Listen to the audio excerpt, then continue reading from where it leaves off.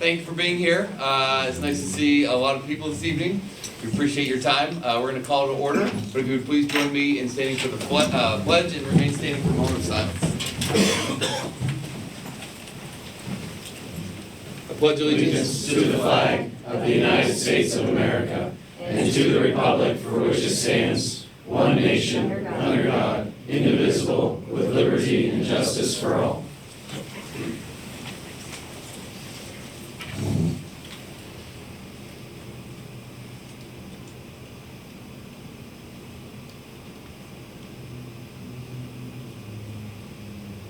Thank you.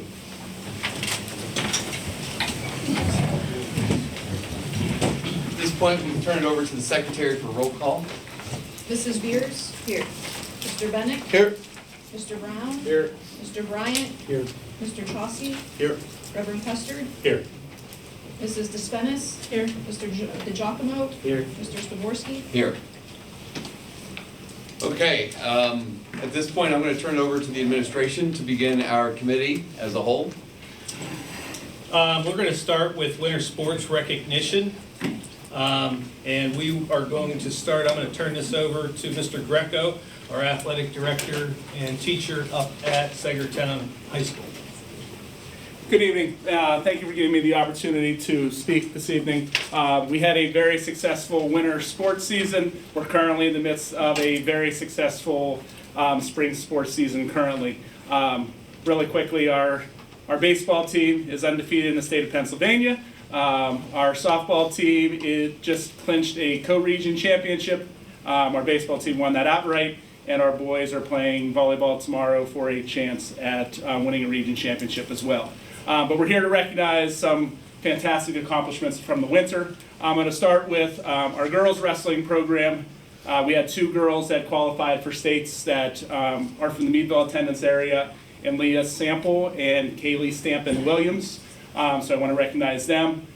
I also want to recognize Mylan Harrison, who couldn't be here tonight, but he also qualified for states. But you can see that there are many young men around here tonight with baseball hats on, couple that are not baseball players but are volleyball players that gave time out of their current sports season to be here. And I want to recognize them as being part of the boys basketball team, of which I had the luxury and fantastic job of leading them, that we had our most successful season in 2 decades, 21-5, losing to the eventual state champions. I know I didn't see all of you at all of our events, but Mr. Giacomo, I did see you there numerous times. Thank you for your support. I know that you're busy, but these student athletes do it well in the classroom, 0 academic eligibility issues, 0 discipline issues, maybe a minor one here and there. But they do it right both in the classroom, and they come to school, to be quite honest, they come to school for not only education, but because of their love for athletics. You can see them having baseball hats on right now. They're dual sport or 3-sport athletes. They are busy, and they are still tops in their class, many of them, all of them. I get to teach them, I get to advise them as their senior class advisor. They have monies coming in for scholarships they don't even know about, so as a senior. So they do it very well. So I want to thank them for a successful year, recognize them since it was 20 plus years that we made it to the state playoffs. So although we would have liked to have a few more games, not lost was the success we had this season. So yeah, what round was that? The second, third? That was the first round of the state playoffs at Sewickley Academy. Wow. They have teams So from really 3 continents that we had teams we can't even get 3 townships to play for. So that's another story. That's the PIAA right now. But but they did a fantastic job. And like I said, 21-5, and 3 of those losses came to Sewickley Academy, Mercier's Prep, and a game we shouldn't have lost. So very, very good year. So thank you. So I have certificates for all of you. You don't have to stay here, but if you would stand up really quickly. And being part of a team is very important. We obviously had plenty of individual accomplishments too, so I want to recognize 2 1,000-point scorers that made it this year. And Luke Young, who's a graduating senior, if you raise your hand really quickly. Thank you. And Jackson Scott, who's a junior, will be returning as well. But since basketball is a team sport, they all know they couldn't have done it without their teammates. So congratulations to them as well.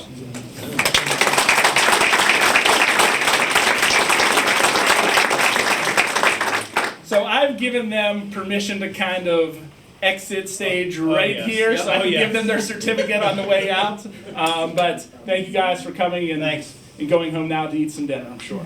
Good luck on the spring sports here. Yeah, good luck, guys.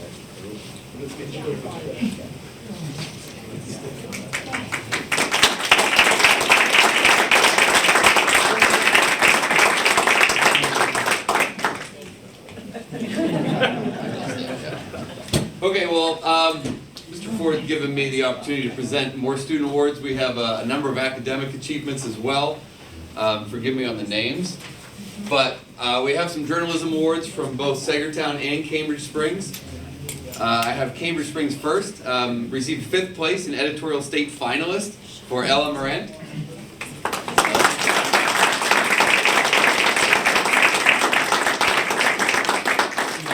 Congratulations, Ella. Good job, Al. Good job. No surprise. Yeah. Oh, sorry. I'll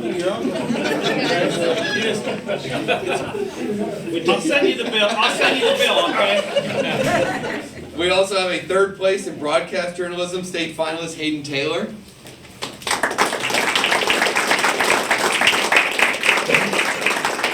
We also have a 3rd place in broadcast journalism, is it Briley Miller Glenn?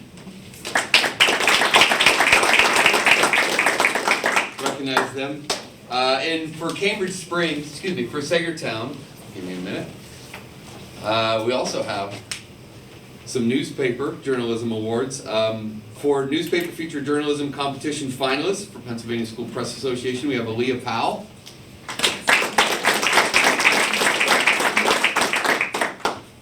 Quentin Burchell for newspaper sports journalism. He just He just left. I was gonna say, I saw yeah. You want me to yell? Quentin Burchell. So we have Quentin Burchell. That was sports journalism.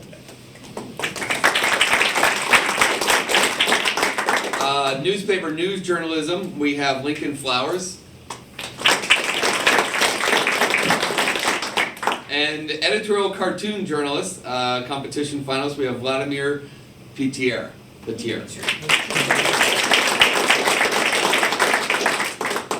All right, we are going to move on to the National History Day. Now, coming from a History Day advisor, former History Day, I know this is a lot of work.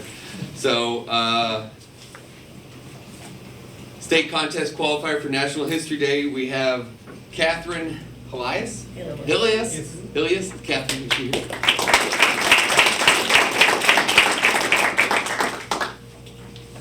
We also have some tech awards. This is 2nd place in cosmetology. We have Alyssa Whalen. Alyssa here. 2nd place in electronics technology. We have Edward Beavens.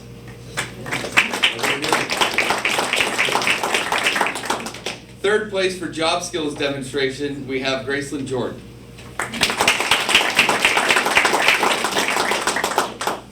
So thank you to all the students and your good work. We like to see a large stack of certificates this time of year. So great job and to their advisors as well and coaches. At this point, I'll turn it back over to the administration. All right. We are up to, we have, I believe the volunteer firefighters are going to do a presentation for us. Who's here tonight? Yeah, I saw you had a bunch of folks. You're going to have to introduce I'll introduce them yourself. now. Yeah, no problem. I don't know. I thought everybody's here for me. I was all excited at first of all. Yeah, I got this for every board member. Yes. I can take care of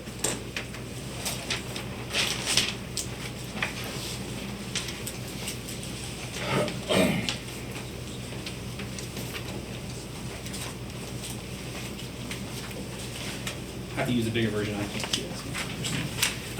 Good evening. My name is Eric Henry. I'm the chairman of the Crawford County Board of Commissioners, and I appreciate a few minutes of your time. We want to talk a little bit tonight about the Volunteer Service Credit Program that is permissible by state law, passed to state law Several counties have looked at this, and school districts have looked at this, also local municipalities. And I'll have two of the chiefs here behind me make a quick comment at the end. Pretty simply put, it's a very simple program. To be eligible for the program, you have to be a volunteer fire response agency personnel or volunteer for a nonprofit EMS response agency, Crawford County resident, a property owner current in your taxes, and then successful applicants receive up to $500 of their county property tax liability. I added a picture of Commissioner Seeley's tax bill, which is pretty low. He probably needs reevaluated. I don't know cross there. The idea to show you is at the county level of his taxes, Chris pays $369.20. This tax incentive program would just wipe the county bill out up to $500. We don't give him a net difference. It's up to $500 when you look at the bill itself. That's what's important. For these guys to be eligible, they have to provide 96 hours of service a year, which is 8 hours a month. They have to be on emergency calls 48 hours of that time. So they have to respond in some capacity in an emergency. Their attendance at business meetings is worth 24 hours. And of course, any attendance at drills and other education, also any fundraisers they may do. Which, you know anything about volunteer services, that's really what their bread and butter really is. So, but it's still geared towards emergency responders. They simply put, there's 2 application pages you can see from the Commissioner's office, and I think it's important that this is one of the easiest processes is. You have the name of the provider, their response agency, their address, municipality, phone and email, and their signature. What's important about their signature is at the very bottom it says, I understand that false statements contained herein are made subject to the penalties of 18 PA CSA, Section 4904 relating to unsworn falsification to authorities. The reason we tell all the fire departments that is this is actually a legal document. And then fire chief, actually after the application, does the same thing. The application is on there and it shows you that the fire chief also fills out the same document and then signs the same attestation. The key to this is that there's 2 other components that are important to this law. One, if you're an injured volunteer, your eligibility is granted for 5 years consecutively. And we don't want that ever to happen, but there's obviously a good chance of these guys who are volunteering to get hurt. At least they'll have the actual tax rebate for the next 5 years. The other part is, if it should hopefully never happen, that a surviving spouse would be eligible for the lifetime of their residency in Crawford County. Both of those components were required in the state law. And so we thought they were both good parts to reiterate to our fire friends to make sure they understood it. We don't want either one of those to happen, of course. So, very simply put, when you have the attestation for surviving spouse or injured, the chief fills it out. But at the very end, and again, very short presentation, the chief officer or designee is responsible for the actual records. The documentation needs to be available for the Board of Commissioners, a designated agent of the State Fire Commission, or the Auditor General. You have to keep the records for 7 years. There's only 1 rebate per household, so it's $500. Whether it be husband or wife, you can't combine the hours. You have to be one given household.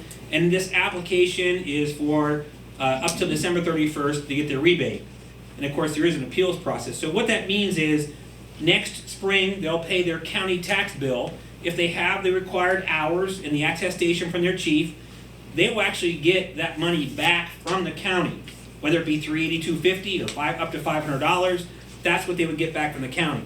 So when you ask, why am I here tonight? Well, school boards actually are also eligible to do this. And I will tell you that I'm going to have a couple of the fire chiefs speak here for me briefly, even though they haven't put this now, sorry. The importance of what this program means. In the 70s, there were 300,000 firemen in Pennsylvania. Now there's 30,000. That's just the truth. It's an aging population. Our average firefighter age in Crawford County is 57 years old. The reason we wanted to look at this program was to retain the people we have and to draw interest from people who might want to look at that rebate. I live in Westmead Township. So my township actually has exonerated their local tax. The school board in Crawford Central has provided the same rebate that we have, and so they're eligible for $1,000 annually plus their township tax. And that fire department, both fire departments have used that in their recruitment tools and their advertising to get new volunteers. That makes a huge difference when it comes to what can a fire department offer you for what you do. So with that being said, I will take any questions before I just have the chiefs speak briefly on the importance of the program. Anybody have any questions? It was approved by Crawford Central about 2 months ago. I think it was 2 months ago. Yes. Can they do that, can they get the rebate even if they do like the homestead? As long as there's a tax bill that they paid of up to $500, we would be rebate, yes. And that his taxes bills are a poor excuse because there's lots of higher ones than that. Mine's a lot higher. Anybody else have any questions? Yeah, does the county process the school, the Crawford Central School? So in the Crawford Central idea, one of the things we talked about was we would actually vet the process for them and give a list for them, so to minimize your use, and I know everybody's busy and it's hard to do that, so we have offered that to Crawford Central, yes. I see. Yeah. Thank you. Any other questions? People do ask us, what does that cost in Crawford County? We have 26 volunteer fire departments. If it costs us $1 million, that would be great, but it's not going to. I mean, unfortunately for us, most of these fire departments have 2, 3, or 4 eligible people at the most. Remember, they have to own property, so a lot of folks don't own property, they rent. There is no law or regulation or ability to help, although we're trying to figure out something for those folks. Local people can do earned income tax, so they can actually reduce that, but a lot of these guys that you'll hear from, they're younger and they don't own property, so it doesn't help those folks. So you have to own the property. That's why the numbers are a little bit lower. So we would hope it would be great, but we know it's not going to be a huge detriment to our $70 million budget. So we're hoping for good numbers. But. Any other questions? All right, I'd like to start with Chief Evan Haskell from Hayfield, just to give a quick example of how it could help recruit some of your people. Joe. Thanks, Commissioner Henry. Thank you, School Board, for having us here tonight to listen. Again, volunteerism is down nationally, not just here in Crawford County or state of Pennsylvania. There's just not the people for whatever reason. Times are tough, multiple jobs, people working, calls increasing, less people to do the job. This tax incentive is at least something, and I believe it came about, correct me, through the fire commission. Right? Yes, sir. Yeah. The county had a fire commission over the last several years, and one of the things they were looking at was how to recruit and retain volunteers. Okay, this was one of the incentives that they came up with, would be a tax incentive. Okay, right now that's better than nothing, because everything we do is by volunteer and donations. Okay, we're not a career paid fire department, so all our apparatus and bills for the buildings and everything we buy is through fundraising. Okay, that's through either donations or boot drives or what have you, dinners. And, you know, the price of everything keeps going up and up. I mean, if you wanted to buy a brand new engine right now, you're looking close to $1 million for a fire engine, which is crazy. You know, 10 years ago, you could get that same engine for $300,000. Since COVID hit, it's just like everything quadrupled, ridiculous. So I appreciate you guys hearing our willing to consider this incentive. I hope that you would adopt it. I know our township, Hayfield Township, is also considering it as well. So again, I thank you. Thank you. BJ Fleischer, Chief of Sagertown Fire Department. Just kind of echo what Evan said along that line. Just we are 100% volunteer, so not only do we have to emergency responses, but we have to raise our own funds as well. There's no tax levy that comes to us in any manner. It's Cash Bash, if you heard of it, or an online raffle or whatnot, that we go and beg for that on that realm. Just whatever we can offer the gentlemen and the ladies that come down and volunteer their time, whether it's missed work, late to work, not paid, whatnot, kind of help absorb that in some manner. Only other thing, kind of my pet peeve to that is if possible, if you decide to do this or whatnot, to the guidelines that the Crawford County has set up or whatnot, to the 96 hours, if we could try and stay to that. It just helps on our end to, because we have to keep track of who's eligible where, and whatnot, so that it's not the townships that's different, the county that's different, and the PENNCREST that is different as well. So, because not only do you have to go to emergency, do you have to do that, but there's a lot of paperwork behind the scenes as well. And that's just my personal vendetta or whatever for that, to make that happen. But once again, appreciate it, at least hearing us out. And that's all I got. Any questions for us? Evan or I? Thank you, though. Thank you, Richard. Thanks, guys. At the last page, there's an email. You can send an email if you have any questions. That goes to all 3 county commissioners, and we'll try to answer them the best way we can. So, all right, thank you. If you want, we're at my place, down on Wednesday nights, usually 6:30 to 8:30. Evan is, Tuesday, 7. so if you want to stop down and say hello.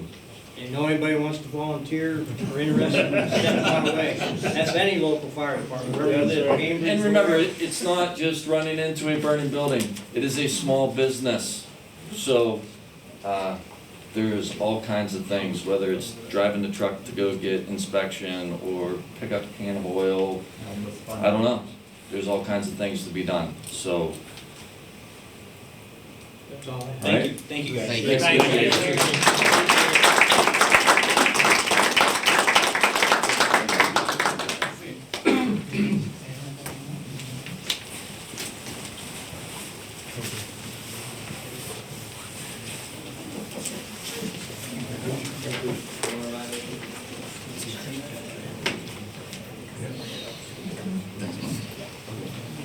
Chris, just so everyone knows, Krista and I we're looking in all of what that means to the board. We'll bring it back to you here in the near future.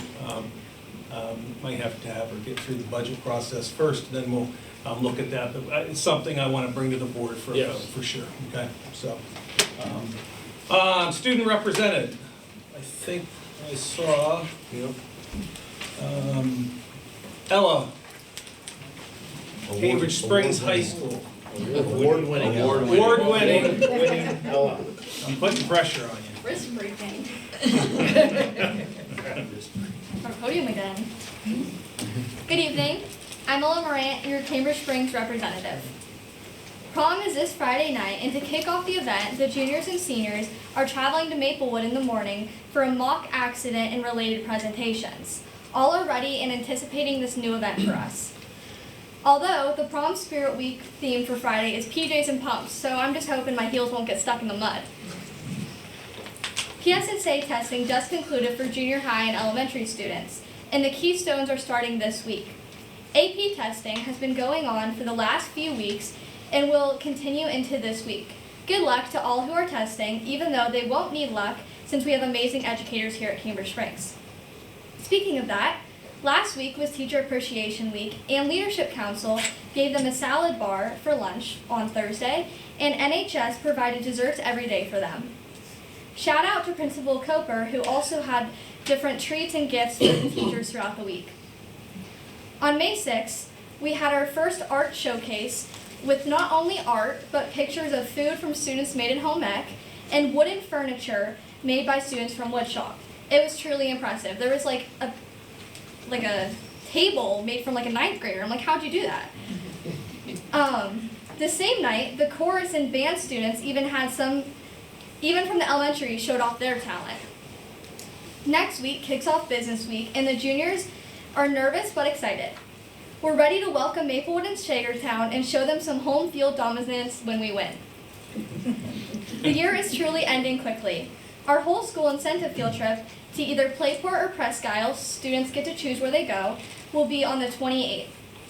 Now for sports news. The softball team is headed to Northwestern today, and the boys host Lakeview tonight. It is our senior night. Good luck. We will miss our seniors. For everything in between throughout these last few weeks that I hadn't mentioned, check out our social medias at Cambridge Speaks. Thank you.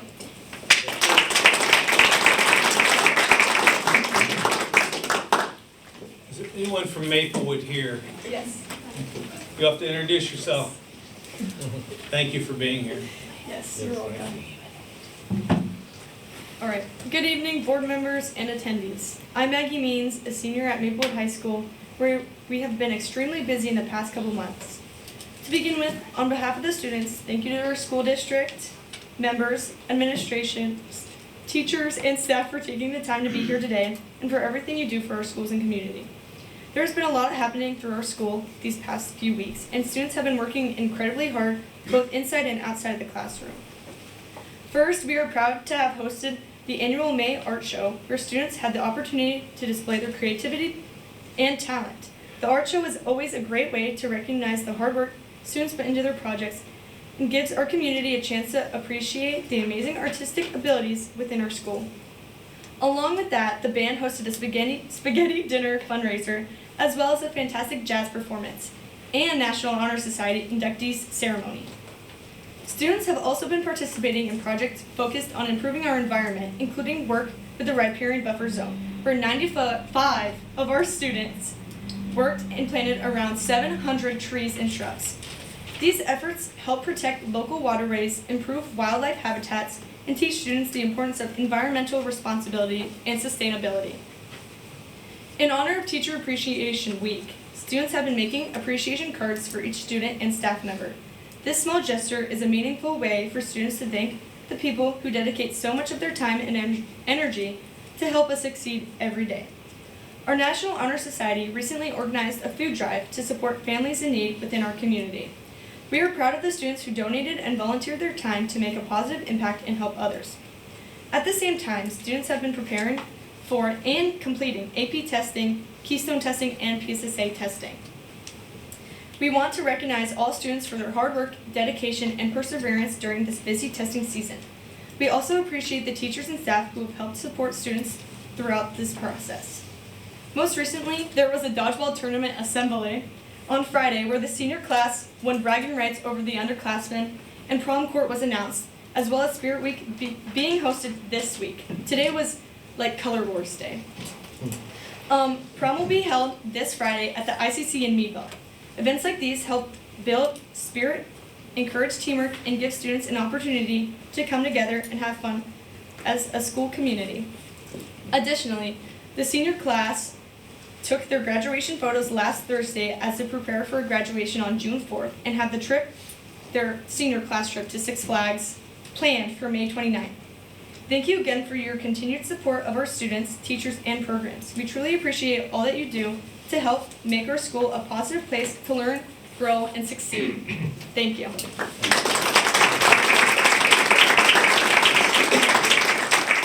right, Sagertown. We have Miss Scott and Miss Hughes. Who's headed? Are you going to do it together? Okay. Yeah. Strength in numbers. Good evening, I'm Leah Scott and this is Elmer Hughes. We're both freshmen from Sagertown. This month at Sagertown, we have stayed busy with lots of fun activities. The Student Council operated a lemonade and cookie stand on Thursday, April 30th for the entire student body during WIN. Our Envirothon team competed on May 1st with 4 teams representing Sagertown. We had teams finish in 1st, 2nd, and 4th place at this competition. The team of Jace DeGiacomo, Emma Spencer, Megan Urisic, Abby Rockwell, and Cameron Heracole will be headed to States on May 20th in Mifflinburg, PA. Math and Science Club finished fundraisers for the field trip, and they will be heading to Kennywood on May 28th. We also had our Earth Day service project on May 8th with AP Bio, Anatomy, and Envirothon members planting trees in Crossingville with Mr. Greco leading the trip. Our senior class is preparing for the senior banquet on May 18th. They also have their senior trip to Cedar Point on Monday, June 1st. Prom is Saturday, May 16th at the Rambler. The theme is Viva Las Vegas. Key Club has students organize and sort through the carrying closet during WIN. We're also sending students from Key Club to volunteer at the Special Olympics on May 20th. All of our spring sports had successful seasons and are headed to playoffs. Arts and Academics Night is coming up on Thursday, May 21st. The evening will include NHS inductions and an art show. There will also be a choir and band concert at 7 o'clock, which will feature the junior high band, the senior high band, and both the junior high and senior high chorus. On the week of May 18th, SHS juniors will be participating in Business Week. Thank you. Thank you.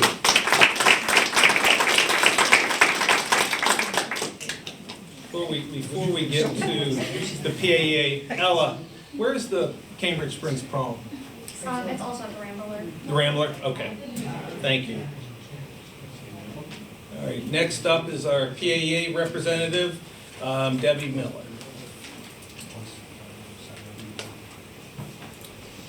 Good evening, members of the board, administration, fellow teachers, students, and families of PENNCREST. For 35 plus years, my students have known two things to be true. I will never settle for good enough, and I will never let them take the easy way out. I've spent my career demanding their best, even when they were tired, even when the material was difficult, and especially when they didn't believe they could do it. Tonight I'm turning those expectations on you. I'm not here to envy your position. I know the budget is tight.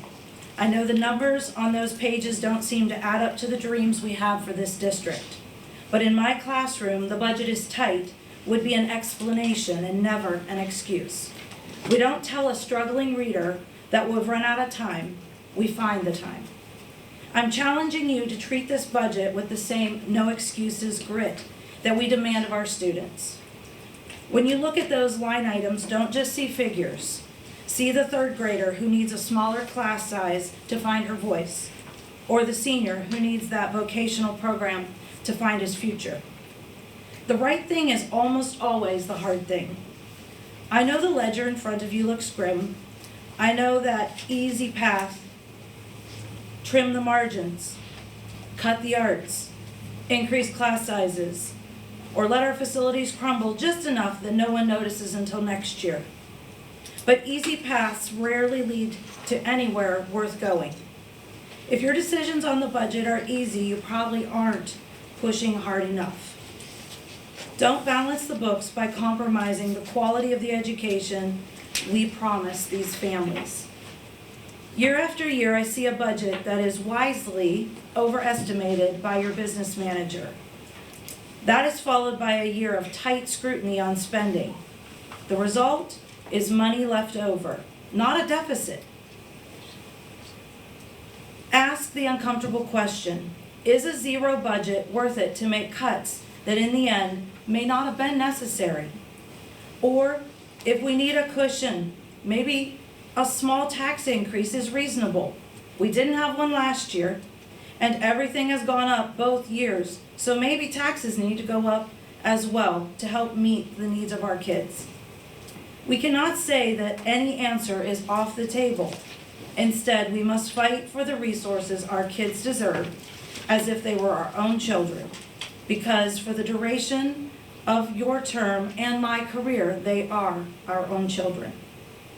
I'm closing my books and putting away my pens, but I'm leaving you with a final assignment. Prove to these students that the adults in the room are just as hardworking and courageous as we expect the students to be. Do the hard work and put our kids first. Thank you.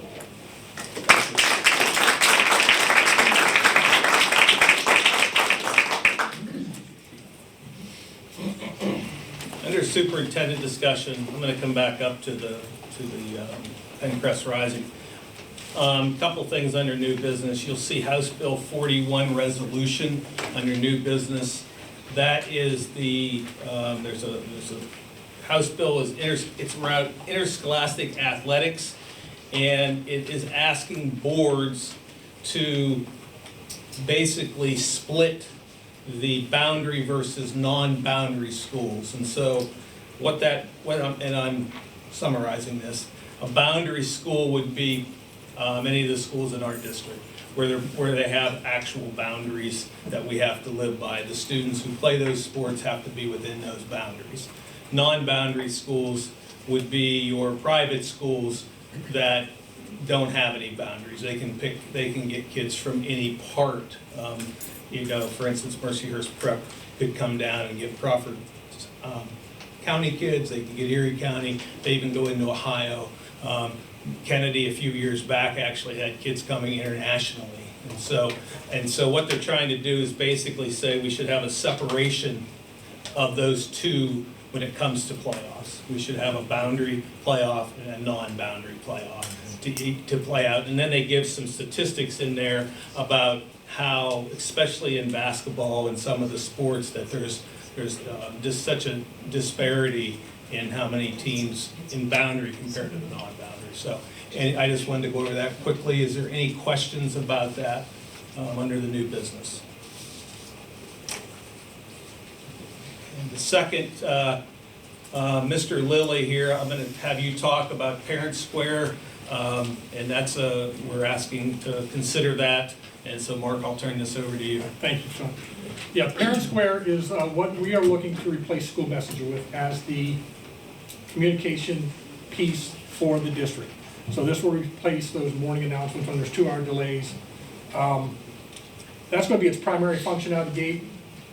But some of the features that are involved with there in the future that we plan on using are, like, it has a mobile app that, like, when Richard and Tony are coming to school and there is a 2-hour delay, they don't have to wait to get here to send the message out. They can send it out from the mobile app. Hopefully they'll pull off the side of the road before they do it. It also will sync nightly with our new student information system. So when parents sign up for the student information system, when they sign up those emergency call cards, all that information, their phone number, will automatically be synced to this one. So they never have to sign up for this to get the emergency notifications from the school. It will automatically be transferred over into Parent Square.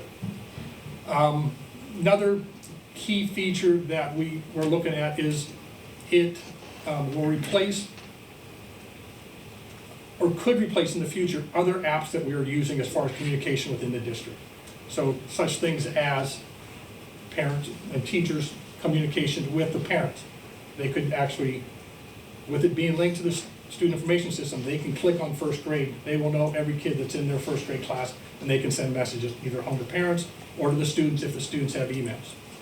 We're not rolling that out right off the bat because that's another change for the teachers we don't want to throw at you right off the bat, but that is a thing, you know, that we can do. Additionally, with this proposal there, we're also actually converting all our websites to Parent Square. They're called smart sites. Now, the importance of that is once you make one post on Parent Square, it'll automatically go onto all our social media sites, all our other web pages. It's kind of a one source place, so you don't have to, like in the morning when Sean calls me at 4:30, 5 o'clock in the morning, I got to get into the website. I got to get into School Messenger. I have to get into Facebook. You know, so there's all these steps we have to do. One message, it broadcasts to all the different platforms. And with, I don't know if any of you have been following the new legislation out there, the WCAG 2.1, which is part of the American Disabilities Act, I believe, it is web content accessibility guidelines. That means all our websites, we just got, as a matter of fact, they just bumped us back a year, but by the year 2028, all our websites and any public-facing communications we have to be ADA compliant.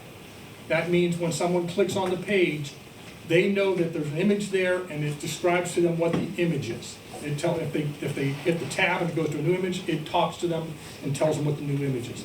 It also looks at the contrast of our web pages. So for even visually colorblind, if there's too much contrast or not enough contrast, it actually looks at all that stuff. So Parent Square Smart Sites, all their sites are inherently WCAG compliant.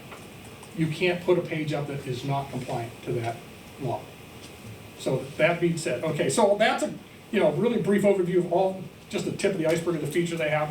So this will actually replace 4 other pieces of software that we're actually managing now. So we'll be able to do all the things that 4 are doing with this one platform with a net cost of $7,000 less to the district. So we'll actually save a little bit of money on these things by being able, and save time when we only have to one thing to look at. Any questions? Oh, go ahead. No. I thought you. No. How long has it been around? It's been around a long time. I don't Do know we know exactly. anybody locally that's already using it? Yeah, there are multiples. They gave us a whole list of references in the area. I mean, so it's working for them? And Oh, yeah. everything that My wife was the principal at Lakeview High School. They used it.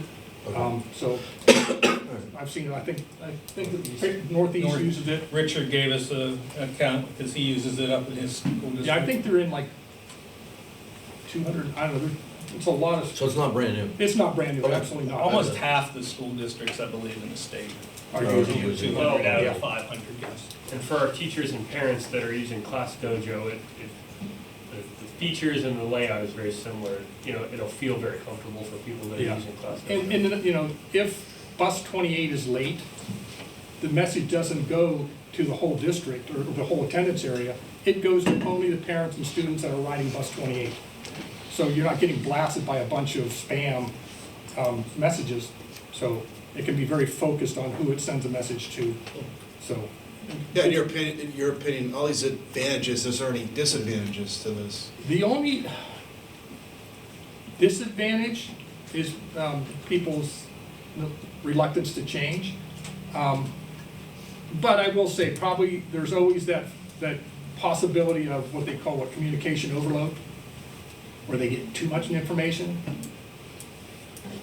But again, here, when you send it out, you can actually more focus. When we send something out to school messenger now, it goes to everybody in Secretary. That's the only option you have. This one, you can say, okay, I only want it for third grade parents, or I only want it to baseball team members, or you can actually, if the group's in Synergy, the group would be in there after the synchronization, so you can really focus who's getting it, so you don't get a lot of that spam being sent to you. Do you want to touch on the emergency communication and not even if they don't sign up? Oh, I think I did. You? I did, Okay. yeah. All right. Yeah, and you can, I mean, I think we talked about having an opt-out option if we wanted to, but I'm not sure why you would ever want to opt out of emergency notifications.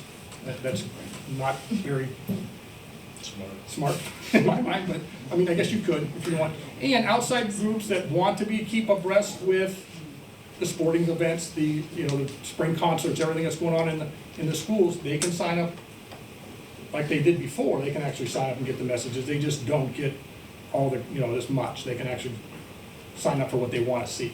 So, Is there a way to assess the amount of interaction the parents have with it? To Yes. see who's interacting, yeah, how much? I mean, Sean, they show the log, I don't know if you're still there. They show the logs that you can actually see how much was sent out, actually how many were read. There's actually a dashboard that comes up after you send the thing. It shows you actually how many people were reached. Did they open it? There's a lot of data that comes back It's too like that you can see. The app band. Yeah, the Same band, thing. well, you mentioned overload, yeah. Yeah, but you can see, Who like when I read it, send who some didn't. out for Okay. band, I Yeah. can see which parents actually opened and looked at it. So it's like that. Yeah, and you Yeah. can actually just decide whether you want to just get text messaging. Yeah. If you only want to get emails or you want to get a phone call. You don't have to get them all. I'd imagine one of the things the district struggles with is keeping parents engaged. Yes. I mean, I think it's really cool when I get pictures and I can see what my child's doing throughout the day. I think that's pretty neat, but I think parents are just, so you could use that data and figure out ways to keep, I mean, what works, what doesn't work. Is it too Yeah, if many you're text messages? savvy, you Is can it actually- pictures? you can get one of our notifications. You can click on a button, it'll automatically add it to your Outlook calendar, or it'll actually Yes, put it on your okay. calendar, your personal Like, calendar. So you can- conference, well, I wouldn't say conferences Yeah. would be done that way. You can do conferences that way, absolutely. You can put a list out there to ask for volunteers. If you're looking for, for one on a field trip, we're looking for volunteers. Or you can put out class lists for teachers that need class lists to start their, if they put them out there to start their school year, like, hey, we need pencils, so you can do that, and people may not be able to, you could actually have them donate money if you want to, but, I mean, that's not a feature worth turning on, but you can actually say, but I want to bring in X, Y, Z, so you can actually do that too, as far as getting volunteers to bring stuff in for you. Well, I try very hard to stay engaged with my kids, and there's a lot of apps I have to download. It'd be nice to have one. There's a lot, I know they're high school, elementary, but yeah, I got Dojo, I got School G, the Power Yeah, I mean, School, and band. I know that's sports, but it would be nice, and then the transportation that comes through one app, and then it becomes disheartening, and I think a lot of parents become apathetic because of that.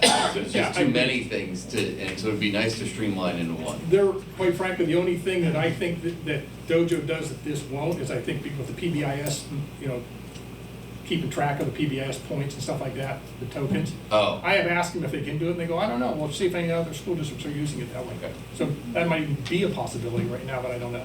So is that $7,000 savings, is that just from that program, or is it a combination of that one Yeah, we're program and replacing losing School the four? Messenger, we're replacing Educational Network, which is our websites, we're paying $7,000 a year for archiving our content on our website. So that's Archive Social. Those three are replaced.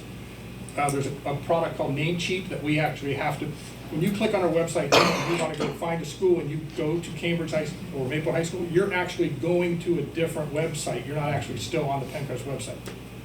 So we do that through Namecheap, but we wouldn't need all those other names. Yeah. They would just be another page off the PENNCREST website, and you would always stay on the PENNCREST site. So we would save money by, we would be going from 9 licensing, we'd have to buy to 2 on that. So Thank you. Yep. It's safe too? Safety? Probably much more safe than school messengers right now. The school messengers are really archaic, Yes, yes. You mentioned outside groups can look, but they won't have our students' information, they No. won't be able to see anything like that. No, they would be like for more community, stuff that you would actually market towards like community, community days or whatever you want, but no, they would not have access to communicate with the students at all. They can just access, say, hey, there's a school play. Yeah, there's the Friday Friday night is the spring music concert, or the homecoming is whatever, but, yeah. Any other questions? Thank you. Thank you. Thanks, Mark.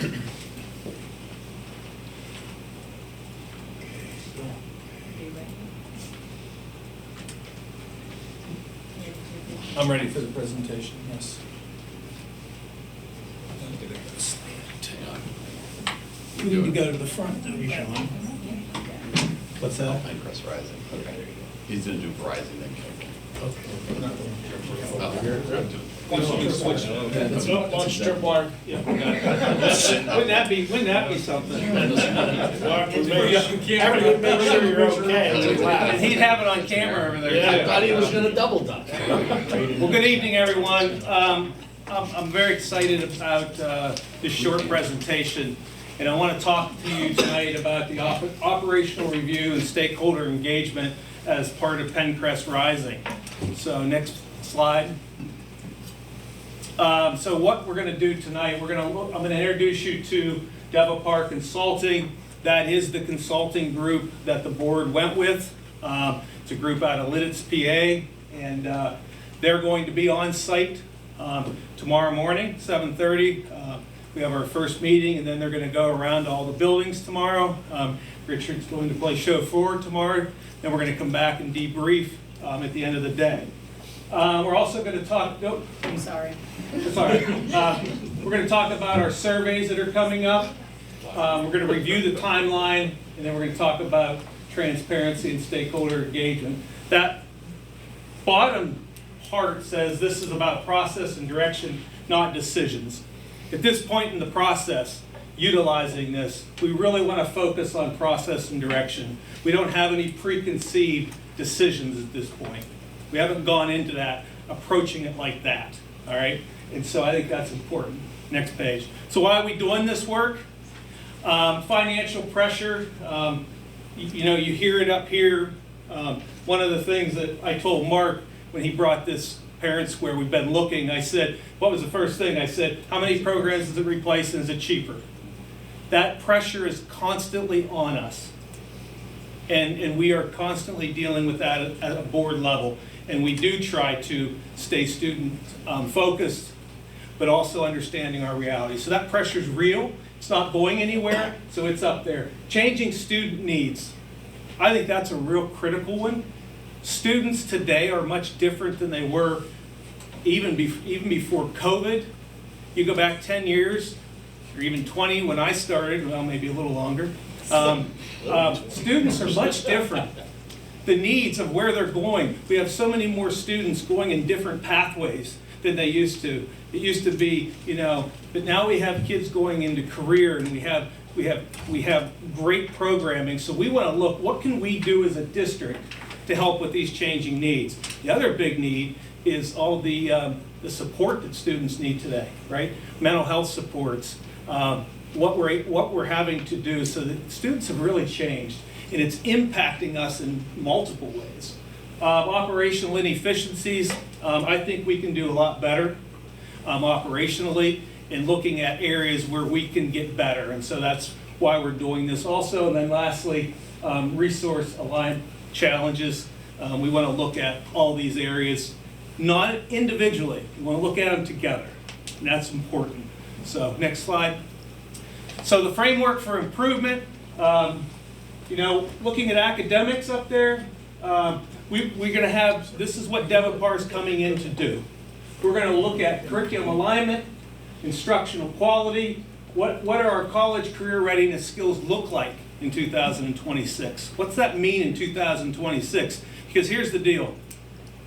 Kindergarten students right now, first grade students, they're saying we're preparing them for careers that don't even exist today. So what kind of skills do we need to be teaching these students to get them ready for jobs that aren't even here yet? So what do we do as an educational system to do that? So building academies with business partnerships. I think this is one we've all been interested in. We've had discussions. We want to have more. So what can we do there? Data-driven improvement. Looking at our data and how do we get better. From a student support, we have the life skills development. 3 areas: academics, life skills, and career readiness. All of them, that's a big change in today's students. Before, when I went to school, or when I started teaching, it was all about academics. Now, kids come to school, we have to teach life skills. We have to teach kids perseverance and toughness and grit and these things that they need in life to be successful. So, and then college career readiness skills. How do you, when you go into an interview, you have to look at somebody. Our kids are so programmed to be doing this, right? That when they get into a conversation, they'll do this. They'll look down instead of doing that. So it's life skills. Helping students with a growth mindset. This isn't there's a fixed mindset or there's a growth mindset. And Carol Dweck is the author of this. Never read it. It's a great book. And helping our students understand when they're learning that it's okay to make mistakes. That's how you grow, right?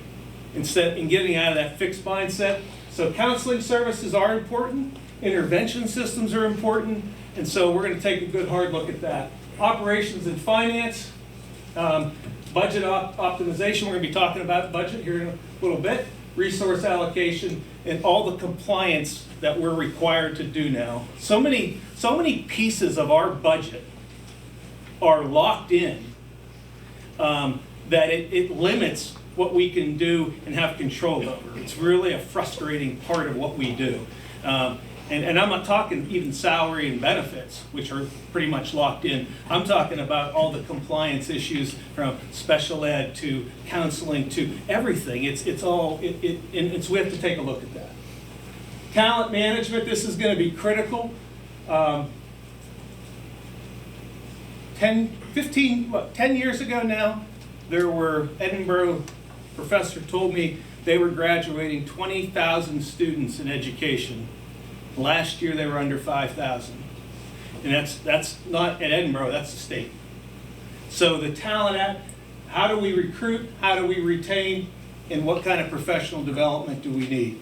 And so looking at that. Culture communication, this is critical. Stakeholder engagement, I'll go into that here next. Transparency, community trust. If you don't have that, you're not going to have a district that's thriving. And so finally, probably maybe the biggest one up there is long-term sustainability.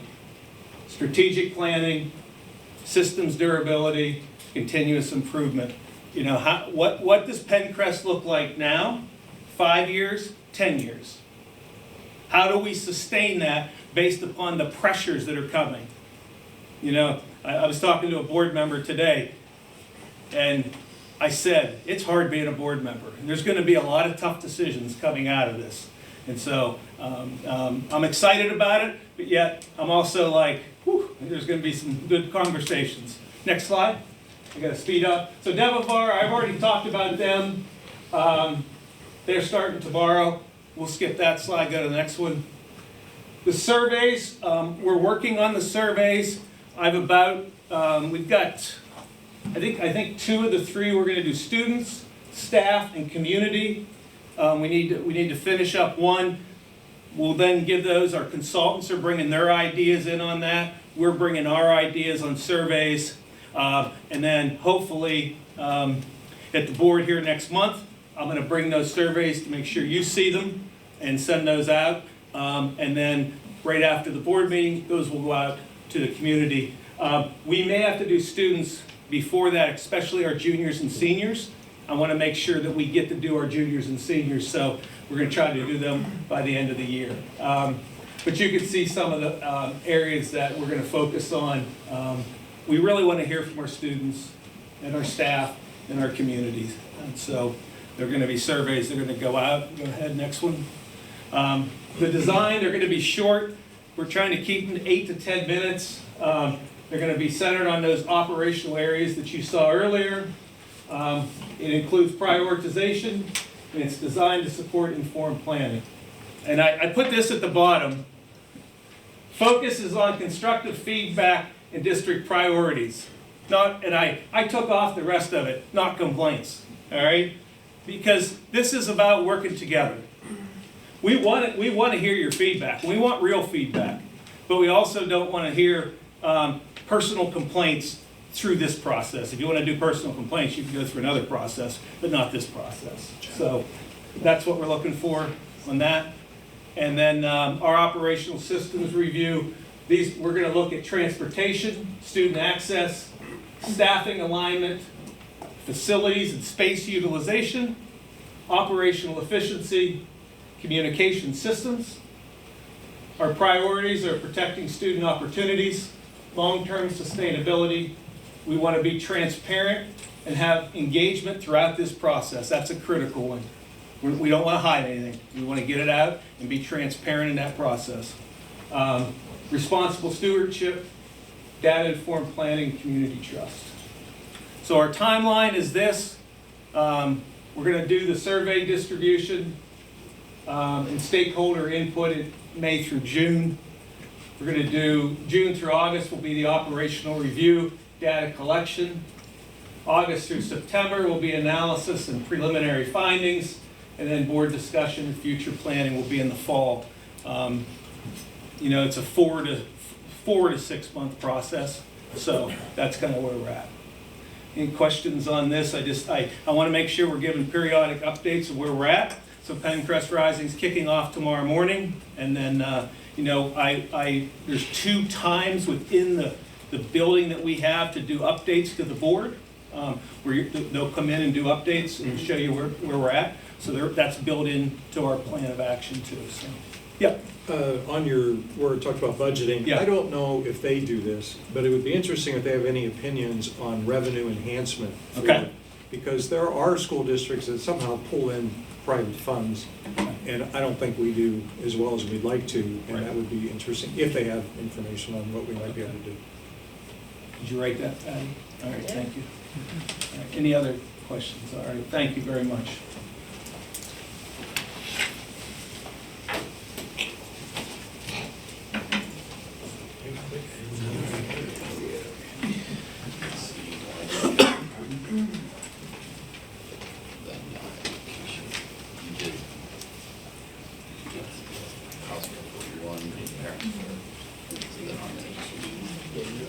I think it's my turn. Yep. Just a second, I'm getting back logged in. All right, so we have education, Mrs. Feely. Yes, I don't have a lot of new this month. We have a lot of agreements, the annual agreements that are being renewed for Venango County CYS, Perseus House, Pitt Titusville dual enrollment, Family Services who provide school-based services to Cambridge Elementary, Cambridge High School, and Maplewood Elementary. Our MOU with Child Development Center and Community Christian Association, and those are just our annual agreements with them. We have athletic travel for girls volleyball for the fall, and we have our 2026 graduate lists for you to review. We have various speakers for the schools here at the end of the year. Our transition plan, which every 3 years that's required to be reviewed for you for students. It covers transition coming in from early intervention into kindergarten as well as 6th to 7th grade. And And we have our first look at our library books up there from each of the schools. And those will come back to you next month for approval. They're up there for a month for you to. That's all I have. Richard. Facilities, transportation. Just a couple things for you guys tonight. Before you'll see a couple agreements. One is our natural gas and one is our electricity. If you remember last year at this time, we got approval to do a 12-month electric agreement. Rates were very unstable at that point. We were coming off of a 4-year agreement with a really nice rate. There was a big increase. We wanted to get ahead of the ball and try and lock in a little bit of a longer term to give us some more stability, especially before we get into summer rate increases. We were able to get an option for a 36-month contract on our electric. It is actually going to be a slight decrease from where we were last year, which has a potential to result in about a $22,000 annual reduction in our cost year over year, and it gives us some stability for a 3-year term. We don't anticipate those, really going down substantially over the next 3 years, so we think that that would be the best option for the district. Also, the gas agreement is not up till September. We've been working with our representative to get that negotiated early, because typically in the summer you see a rate increase as usage goes up. We also have a slight reduction in rate as well from our past agreement, which could result in about a $2,000 a year savings there. So both good things that to help us reduce our budgetary costs. The other two things up for your approval tonight. One is the metal wall panels at Maplewood High School. We've been talking about that for several months. That went out to bid last month. We had 4 bidders. Low bid on that is McCreary Roofing, and that would be at a cost of $74,600, which also includes a $10,000 allowance for repairs at Sagertown Elementary, the gutters. Basically, that would stabilize. They would remove any damaged gutters. They would do some sealing on penetrations and get things weather tight as we start planning future gutter and metal work here at Sagertown. Last thing I have for you is the chlorine contact project for Sagertown High School.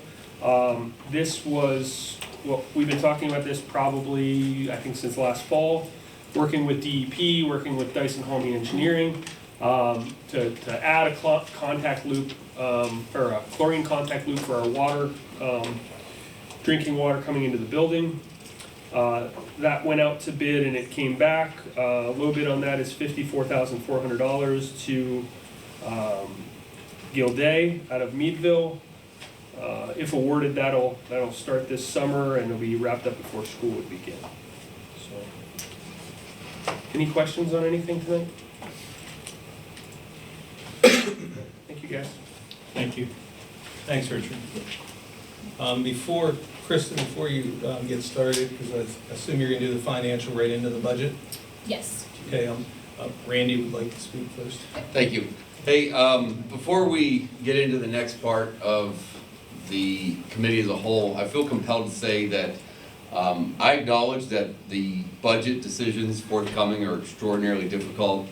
Mr. Ford brought up the financial pressure is constant, weighing that up against student needs and trying to be competitive in supply and demand of the market at rising costs. I truly believe that as this board, we all have a really important role. And I've tried to say this to all of you, that you all have a role at this table. And I wish that we could utilize that role instead of against each other. This isn't a battle, and I'm speaking because of the last few meetings we've had some raised voices. This isn't a battle that we have against each other. It's a battle we have together that we have to win. And so in an honest attempt to improve communication for this discussion in the committee, and we'll revisit it on the agenda, I'm going to ask that this board wait for Kristen to do her presentation without interruption. If you have questions, I'm going to ask that you jot them down. At the end of that presentation, I'm going to come around to each board member. I'm going to allow you the opportunity to ask your question. and add your discussion point. And then we'll go to the next board member. I really don't want people interrupting those board members. I also think we have some very important board members that oftentimes don't speak, and I'd like to hear what they have to say. And so I think it's fair if we all go around the table one at a time, in order, speaking without interruption for the committee as a whole. When we arrive at the agenda, if there's a motion and a second for a certain budget, we can do the same thing. But I think that that's going to be the best way that we're productive out of this. So I'm doing this so we come out of this productive and in a fair way. Comments or thoughts on that? I think that's fine, but if comments are made that you have another opinion on, or you know is not particularly valid, you ought to be able to respond to that, as opposed to just sitting there quietly. So I would say, I know what you're trying to accomplish, and I agree with you. But if points are made that there's a good counterpoint or whatever, we should allow that. That's good, and a way that we can go through that is I really think it's important that everybody speaks once before somebody speaks twice. So at the end of the round table, round robin discussion, perhaps another round of discussion. That's fine. Yep. Kristen? You'll see on the agenda tonight, traditional treasurer's reports, disbursements. We're still in a good position to end the rest of the year. We have a couple more months left. Still in a good position cash-wise. We should finish okay. You'll notice on here the budget transfers again, same as always, each month with tuition, substitutes, and there is some natural gas ones on there. Last month we had the discussion on the Career and Tech Center budget. At the meeting, finance meeting on April 29th, we brought the VOTEC in to explain the budget in additional details. So hopefully that was helpful and everyone received some clarification. So that will be brought back to the table this month for a vote. We went over that last month, but just to reiterate, their operating budget is $5,511,062, and the debt is $715,950 for a total operating budget for the VOTEC of $6,227,012.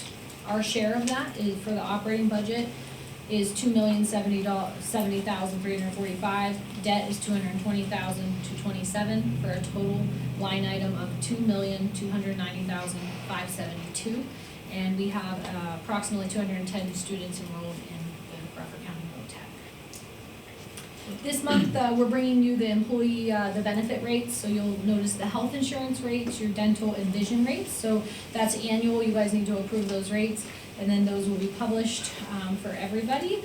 The composite rate is $2,800 per employee. Family coverage is $3,255.55. Employee spouse, $2,627.29. Employee plus dependents, children is $2,398.83. And employee only is $1,142.30. Dental, those didn't change. Employee only $29.48. Family rate is $71.74. And vision did not change. Employee only is $3.82, and family is $12.98. So those are all on for approval. Also on the agenda, another annual thing is the exoneration of the 25-26 real estate taxes. So those amount for the real estate tax is $810,214, and per capita is $33,430.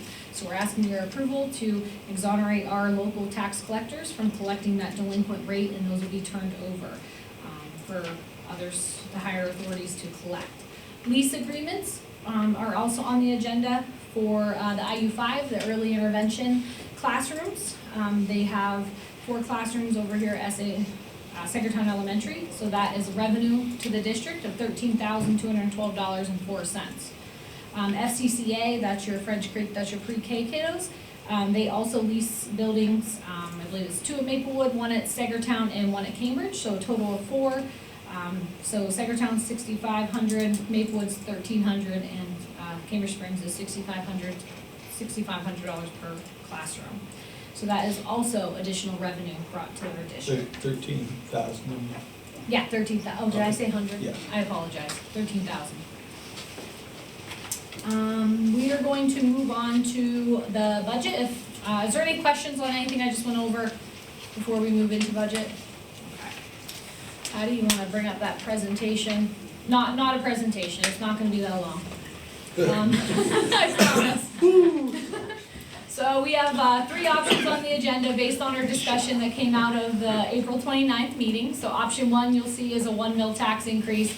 Option 2 is the deficit budget that we presented on the 29th, and then option 3 is the balanced budget. Next slide. Okay, so option 1 is, like I said, the 1 mil tax increase, which would generate approximately $276,760 in revenue costs. So that's your number that's going to be different than option 2. It would still result in a deficit of $254,477. So that is what you're going to see option 1. Again, it's a 1 mil tax increase, which is adding that revenue in. Everything else is unchanged. Option 2 is the same option we reviewed at that April 29th meeting. So the millage rate would stay the same, and your total revenue is $60,388,308, and your expenditure is $60,919,544 for a deficit operating budget of $531,237. If you remember from that meeting, we had those 4 positions in there. All those staff members have been identified. Those cuts are based on attrition cuts, so they all have been notified of that change. Moving on to option 3, this is the new option that we haven't seen on the table yet. So this is keeping your millage rates the same, so at the 57.75 mils for Crawford County and 19.41 for Venango, and getting to a balanced budget, which if you go to the next slide, we can get there, but it's achieved through a balanced budget through staffing reductions, athletic reductions, and supplies, maintenance, equipment budgets. So with this, again, we would have additional staff reductions, be 1 elementary position and 1 high school position, which would result in the trade-off would be larger elementary class sizes, yet within our district guidelines, decrease academic intervention and increase class sizes in the high school. That total would result in $279,169. Next category. The interventions, that's mainly at the high school. That's at the high school level, that's Yes, correct. That's interventions at the high school level.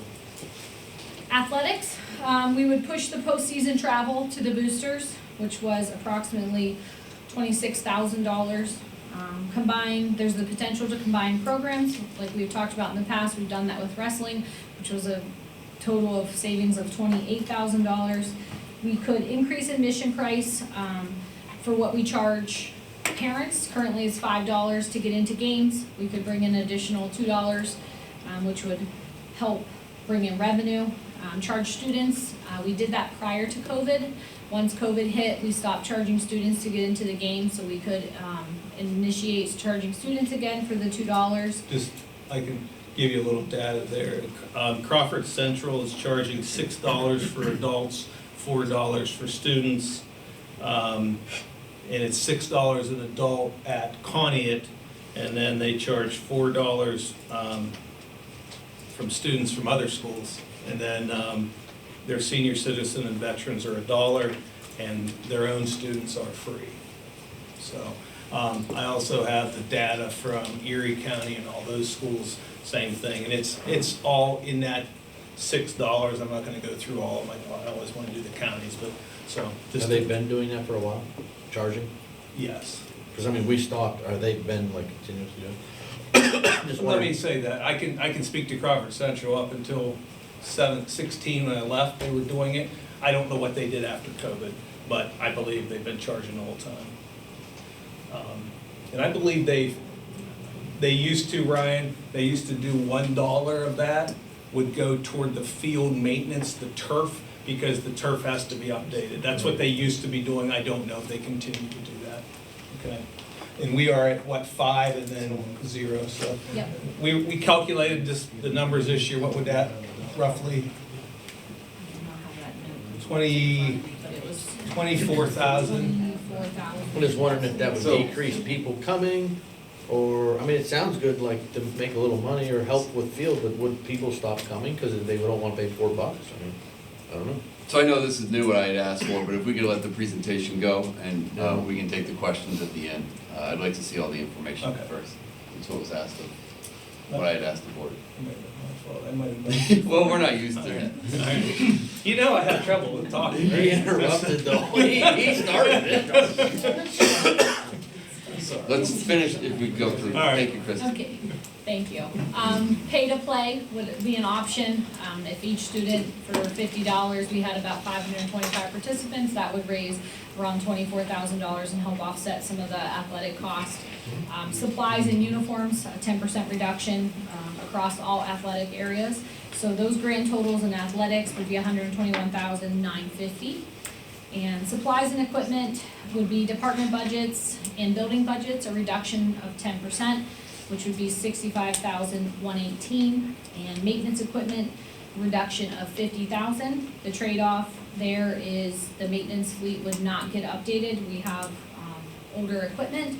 That includes like your lawnmowers, your snow plows, any tractors, field painting equipment, cafeterias, floor scrubbers, all of that stuff. And then the PSBA membership of $15,000, which the board, we had this discussion before and we decided we're not renewing that. So that is also in there. So that would be savings of $130,118 to get us down to that $0 operating budget. So these would be the cuts that would be necessary to get there. And we try to keep these cuts obviously furthest away from the classroom. So this is kind of where we would be at with a deficit of an operating budget. Would you like any other comments? So tonight, again, on the agenda is option 1. That's the 1 mil tax increase, budget deficit of $254,477. Option 2 is a deficit of $531,237. And option 3 is the balanced budget. I think we're ready for questions. All right, thank you. So at this point, we can take questions of the admin. Allison, do you have thoughts or questions?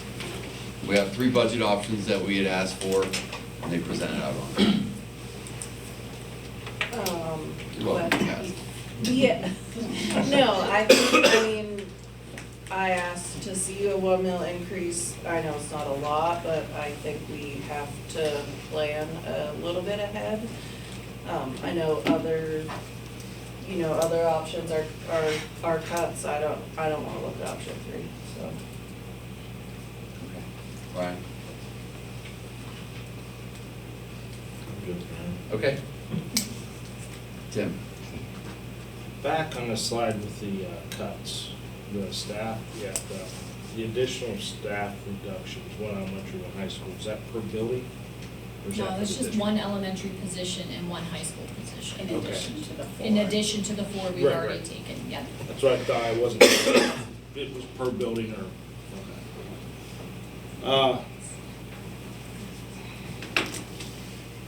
I'm not for the cuts, especially, like I said, I know our equipment's older and stuff. We're already fighting to get stuff updated. I guess I really don't have an issue. Okay. Fred? I'd like to compliment the superintendent and the business manager for hard work. And Mrs. Feely. And Mrs. Feely. And Jordan. And anyone. I don't need any credit. Yeah, he didn't help. I did not. Surprise, surprise. You're kidding. I certainly don't want to vote for any increase. I appreciate how you came up with the reductions, but I think there are other ways to reduce the budget. I have a question on the high school teacher. Who is that?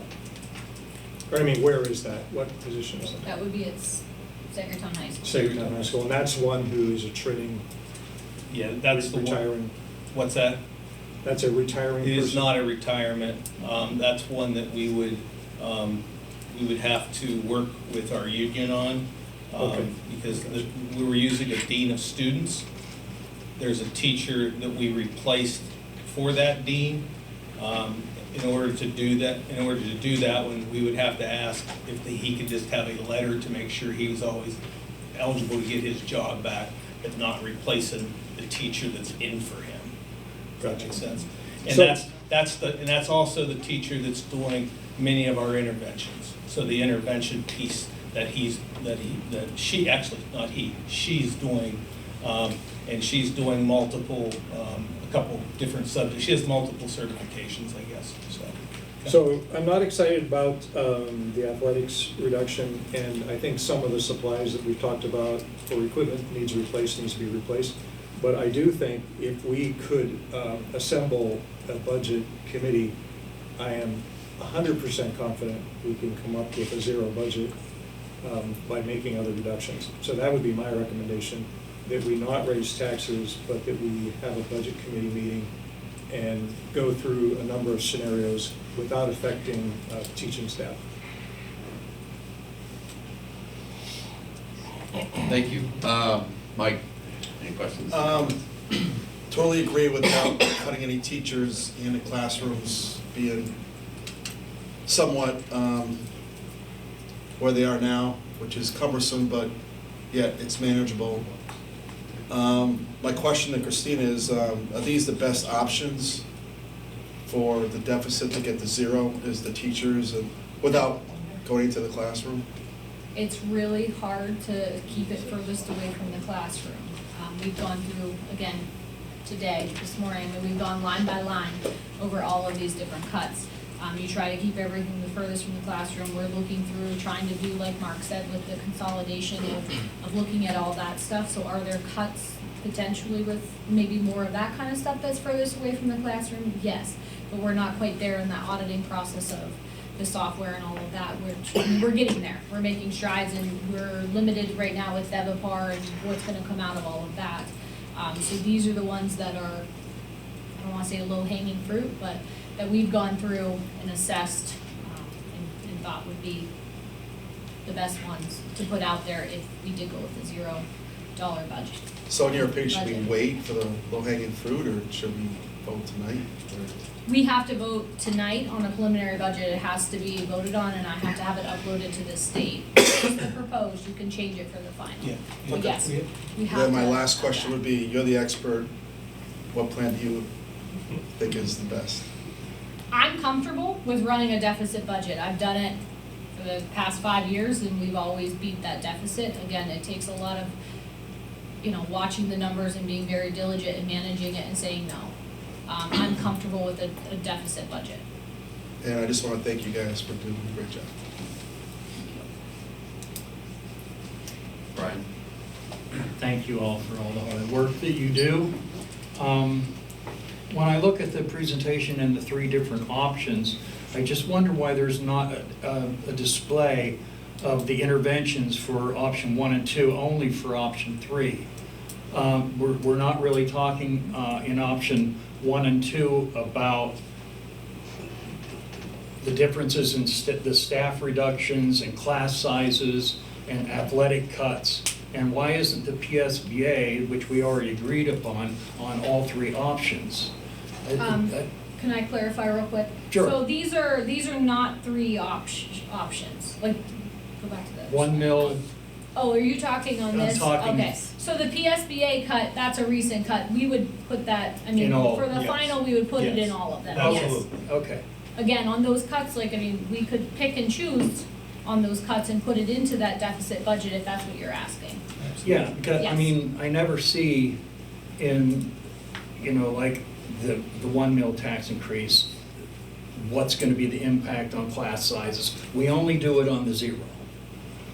It almost always looks like the worst choice because you have to get rid of an elementary teacher and a high school teacher. It's every time that happens, and it makes it look like it's the most horrible choice out there to balance the budget. But I guess it is what it is. Just a second, we're gonna show you something. We'll show you the elementary chart and this is, again, based on the guidelines, and this is, we have to work within our union contracts too. Right. So you have to watch your positions, the positions that we're looking at, and we have, we need to do this through attrition and not furloughing. Mhm. So yeah, we'll show you the numbers. Take me a minute to find it. And we did present it, I think at the finance meeting, we did have other options, but we need to have a budget for tonight. And again, we can change it. If we wanna do any of these cuts on any of those other budgets, we certainly can. Absolutely. Thank you. We'll show you once we get this up. I think it's. All right, so when it comes back up, we'll Yeah, thank Maybe you. your question answered. Thanks, Kathy?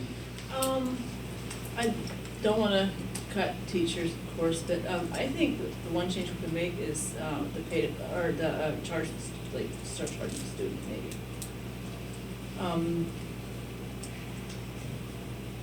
Yeah, I think that would be an option, and I know, some postseason teams have already, you know, like, found support to go, like, for cable, you know, to, they can air the games or whatever. So, you know, the boosters help with that anyway, but,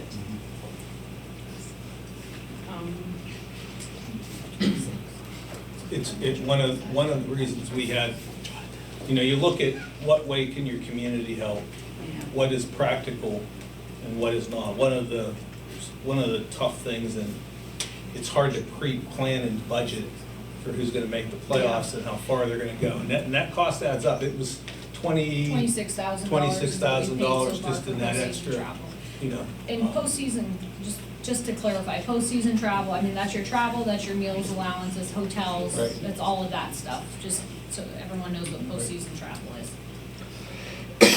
It will stress, you know, that will stress the boosters. yeah. I mean, no doubt about it. The boosters do a great job in this district of fundraising. They really do. And they work very, very hard at it. And so I'm gonna state this to you, and I firmly believe this. If you're going to have and run the programs, then you need to fund and run the programs. And if you don't want to do that, then you need to get rid of some programs. And that's really I really believe that. If you're going to have that, then you need to fund that. And we fund that as best we can, right? And as lean as we can, but we've got to fund it. And so, and then if we get to a point where we say, you know what, then that's when we'll have to look at, you know, combining programs, because we do get some savings out of that, and then we can run those programs better because we're leaner. So there's two ways of looking at this. And that's just one area, you know what I mean? But athletics is $1.3 million, you know, of our budget. And if you look, answer to Brian's question, I'm gonna come back. I think it's a good question Brian asked. Why do we look at that? Because sometimes there's only so many areas you can look at. And that's where we're at. And so, hence why we're bringing in a consultant to look at this at a high, you know, a higher level. But I think that was a really good question, and I appreciate that. So, yeah, this was our approach to it. I think, you know, Fred's comment there of doing that, also of coming together. The budget's big, and believe me, we've looked at it numerous times. So, okay. So if you look up here, I'm going to try to explain this. Patty, you're probably better explaining this than I am. So the yellow. The yellow would be the classrooms that fall below the guidelines that could be reduced by a section. So there's 4 possibilities when you look at those guidelines down in the left corner. There's 4, if you look at those guidelines, we could take those classrooms down 1 teacher and still be within those guidelines that were set. Our kindergartens are close, Right. Centertown is close to the guideline. And it also, if you were to eliminate all 4 positions, it would result in furloughs though.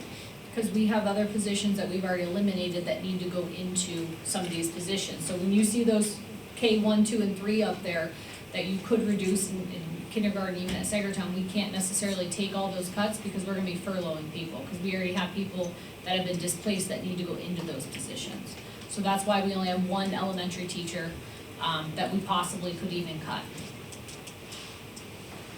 Unless we would furlough. Right, which, yes. Right. Yep. Then how about the red down there, Patty? The red was already an elimination Okay, that in was that and then the dark or orange? Well, they're close to the Threshold. max. So basically, if we get a few students in, And that was one of the teachers brought that back. That was one of their comments that they made in a couple meetings I was at, was when you go into, for instance, look at Sagertown, we'll expect Sagertown's kindergarten to be over 40 by the time September arrives. So that's why we absolutely. Cambridge, on the other hand, 33, we'll see. We'll see where that's at. And we could come back and look at this too. We could come back and say, I had a superintendent that said we're not looking at kindergarten numbers till the end of September because that's when we'll have a true indication. So we could come back and look at that. But I think this is important. This is where we're at. Right. So according to that, you could cut one elementary and still stay within the guidelines. But what about the Sagertown High School cut? That's currently a long-term sub-position, and that will not be up here because these are just your elementaries. There isn't a chart like this for the high But school. you presented that we were going to cut from Sagertown High School, but It doesn't chart like this at the high school level Yeah. because of the way schedules are. This one just. But would you have any impact of what that would do to class sizes? And Yeah, absolutely. That's the one I said, Brian, that we would lose, I believe, half would be the interventions that teacher's currently doing. And she teaches, is it government on top of that. So other Other teachers would pick teachers would pick that up. But where they wouldn't be able to pick up would be the interventions. We would lose out on the intervention piece. So I think that's an important part too. it just seems sometimes when we're running the district, we're not thinking as a business. Because we're using our heart to say, oh, we don't want to lose a teacher. Instead of making the hard decision for the right of the business. So I just wanted to make that comment. I have nothing against teachers. I don't. But we're so close to zero. And we haven't been there since when? Well, technically speaking, we've been there the last 10 years because you have your budget that you start with and you have your budget, the ending budget. We've been at zero. We've been at zero. I mean, that's where we've ended at zero. So thanks to. Huh? Well, absolutely. I mean, she does a great job. I mean, we have good controls and within that, and I appreciate she does it. So. Yep. But saying that up front, I see what you're saying, because I think another key point is looking toward the future, and I think that's highly important too. That not only are we looking at this budget, we should be looking at next year's budget and the following year's budget too. So I think that's critically important too. Thank you. Thanks, Brian. Kathy, any other questions, comments? Sorry, we'll get around the table. That might be my fault. Do you have it? I mean, I think that's. there will be another if there's questions. It does sound like that high school position, like, that we should keep it, like, it's very important.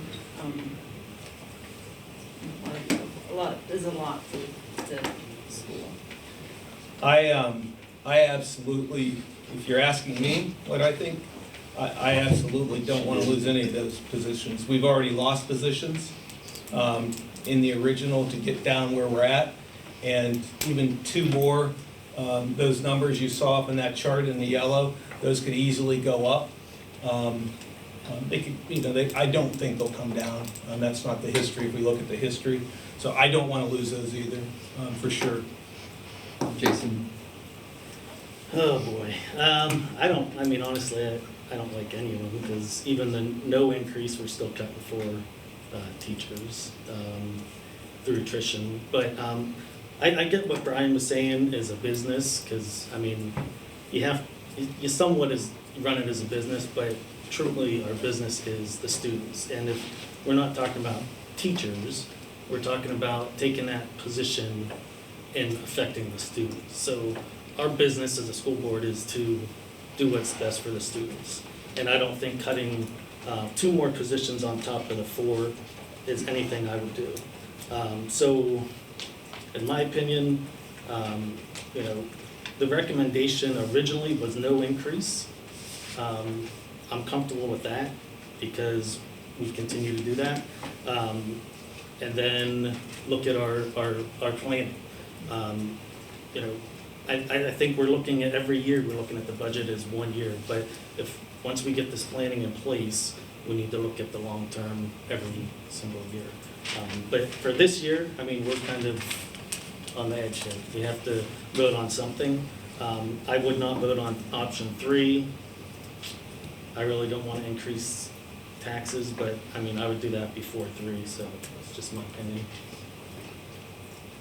Okay, thank you all. I guess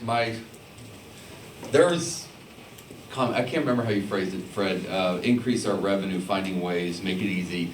That's been brought up before, how to make it easy for donations. It's kind of difficult to donate to the district, even though it might be easy, there's some red tape. We can find a way to change that. That's been brought up a number of times, and so it's really good that we highlighted that. I also think that, can you go back to the slide with the 3 options? I have a question. We addressed this years ago, months ago, but maybe I wonder if the board would like to readdress it, and that's the pay of our athletics admission. Maybe not for our students. There was kind of a unique idea that you had from another district. Yeah, that one. Where they pay outside students. That might be hard to manage. It'd be probably pretty hard to police. But that might be, I'm not saying, I don't know where I stand on it, but that might be something that I think the board could be open to as well. Maybe finding some common ground on that. As far as the travel, we're required to do a certain amount of travel for athletics, right, in postseason? That's my question to you, are we required to postseason travel? Like if they make the states, we have to send them to the states, right? Yes. Okay. Yes. Because I was confused when it said postseason travel shift to boosters. Wouldn't that still be our responsibility? Well, we were just thinking of ways to, because it's a large expense to shift that cost to the boosters if they, Yeah, so we'd they still would be- pay we'd still be scheduling postseason. it. Other school districts do that, postseason travel is on the Right. booster program. So again, this doesn't help us now.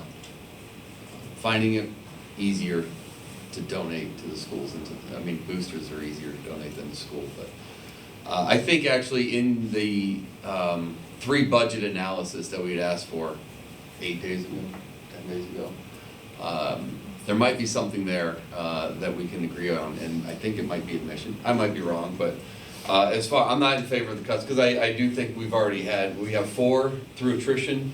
Do you have any administrative cuts in that? We do have one administrative cut. Do and one we have 4 administrative other cut, positions. we're not filling. And that's in the deficit budget? Yes. Okay. Yes, that's already there, yes. Patty, can you do the numbers again, the elementary numbers? Can I ask a question of the board here? Oh, hang on, is that the deficit? Is that with the deficit budget, or is that the 0? Just your 6th grade, that 2, we've already reduced that through attrition. Just the red. Just Just the the I red. see. That's the only one. Okay. But there's only one other elementary cut up there that you can do through attrition, otherwise you're gonna be furloughing. Okay. And that's what we had put up on the screen. What was your question? Well, that was it. Yeah, at this point, I appreciate the roundtable discussion. I hope it was productive. If you have other further questions or comments, I feel free. Can I make one? Yeah. You haven't said anything all night. Well, here's what I'm hearing, and I just want to make sure. I think I'm hearing that we don't want to look at any additional teachers. Nope. But I do believe we could go back, if we go back to those other 2 areas and we bring those back, I think that we could come and still try to, just because there's 3 options there, doesn't mean we can't come back in a month and say, can we bring it down some more? Like that last area is $130,000. Is that something that we want to look at? That's the question that I have. Because that's looking at it, because I don't want to cut teachers. I don't believe this board does. I've been watching everybody here tonight. So that's my question. Do you want us to continue to look at those 2 areas we looked at and additional potentially? We have to vote on a budget tonight, correct? Absolutely, for the preliminary. Yeah, I think if we vote on a budget, and and you come back, and maybe there's something else there, I think. And I also think, I'll make a comment, I think, again, I mentioned this is our first budget season navigating together. I think there are things we can improve upon, we can learn. We do have a deadline, but that doesn't mean it always has to be this way. So there's been comments and questions about that too, so certainly. Do you think it would be appropriate to establish a budget committee, like Fred said, working with us changes in the month? We can discuss committees. We can discuss them tonight if you want to bring them up. I mean, we do committee as a whole. I had when that came up, I had a list of pros and cons. I mean, we're welcome to discuss that now if you want about formation of committees, or if you want to get through budget season since it's tonight, and then bring back that idea, revisit that idea. Well, as a board, I'm asking the board. We're working on the budget every day. It wouldn't have to be December. No, we can form ad hoc. I mean, we're always ad hoc working on committees, budget. right? Absolutely. We don't need to wait till. So, well, we should. I'm going to suggest we revisit the idea of formation of committees soon. I think there's some good ideas there. But as far as tonight, we have to have a budget, preliminary budget. Are we gonna do round table again? Or? Anyone have a question? Go ahead. No, there's only one go round. Square. Well, go ahead. The zigzag. Real quick with the sports. I know we talked about this, it's been a few years ago, but like Friday night football games. I remember the number to run the lights for Friday night football games was really high. Can anybody, Kristen, It you'd was be the approximately like $400 to run the Friday night football. Oh, is that all it was? I thought Glasspool 400 or had- 450, because that's what we would Okay, charge I for thought little Glasspool players had to- some other. to have that. Okay, then To never mind. redo the lights, it's about $500,000 at each field. Right, You could be right, I thinking remember about that. Yeah. Go on what Kathy said about admission, I do agree, I think we should up the admission. If other districts are doing it, why not, why aren't we there? And we can use that money for that program too.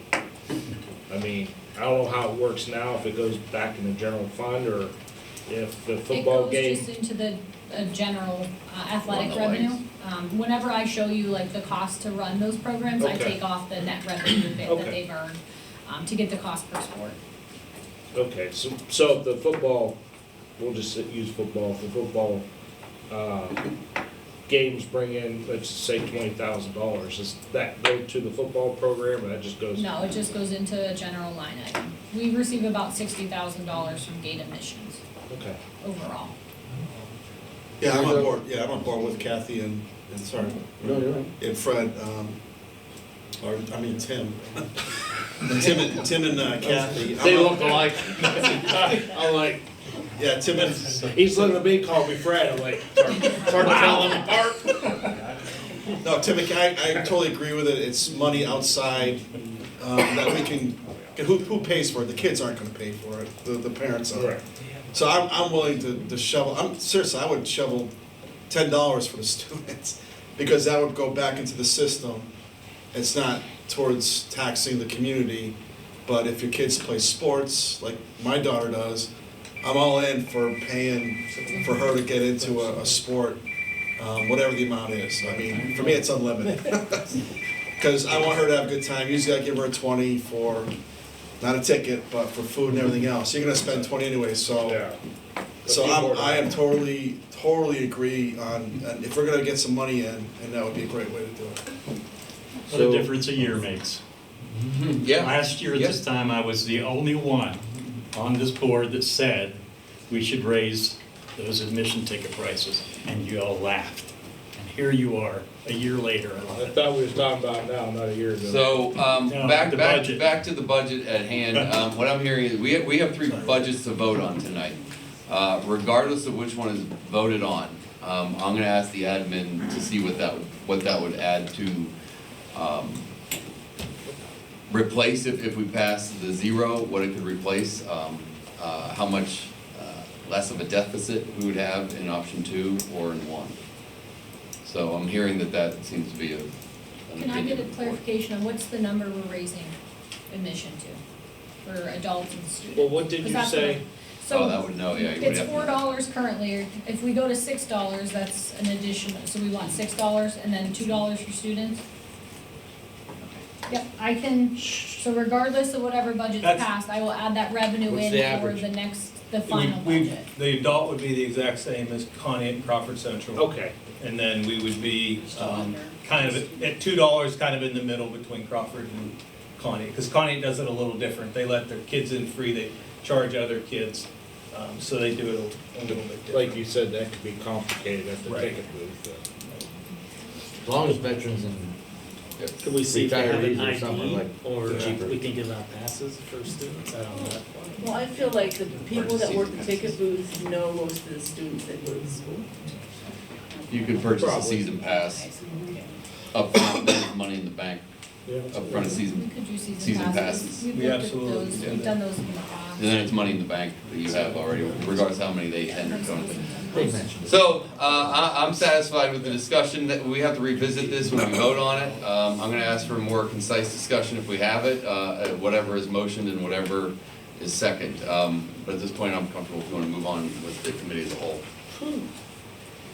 Citizens' comments. Yeah, we're done.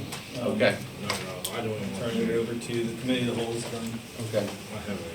I don't believe there were any citizen comments. None have registered, I don't know if there's Any- anybody. I've lost 5 times. Do we have any, go ahead. Is there anybody that wants to talk about agenda items? No. Okay. Okay, we'll move into the voting meeting. We have to do some roll call votes today. I think that's gonna be best. We have a number of policies, so I'll entertain a motion. Resolved that the PENNCREST School Board of Directors approve the following policies. Policy. Approval minutes first. Oh my gosh, I'm sorry. See, we're gonna miss you. I'll entertain a motion for the approval of minutes. Resolved that the PENNCREST School Board of Directors approve the following minutes. So moved. Second. Motion second, any questions, comments? Hearing none, all in favor say aye. Any opposed? Okay, policy approval, I'll entertain a motion resolved that the PENNCREST Board of Directors approve the following policies. So moved. Second. Motion second, questions regarding the policies? Those have been reviewed by Jordan's firm, and so, just to let everyone know that. Any other questions or comments? Okay, vote. All in favor say aye. Aye. Any opposed? Motion passes. Okay, the education report, we'll do consent agenda on this. This would be items B through K. Resolved, I'll entertain a motion, resolved that the PENNCREST School Board of Directors approve the consent agenda, education items B through K as presented. So moved. Second. The motion is second, any comments or questions regarding the education report? Okay, hearing none, all in favor say aye. Aye. Any opposed? Moving on to facilities. Once again, another consent agenda. I'll entertain a motion resolved that the PENNCREST School Board of Directors approve the consent agenda for facilities and transportation, items B through F. So moved. Second. The motion is second, any comments or questions regarding the facilities and transportation report? Hearing none, all in favor say aye. Aye. Any opposed? Motion passes.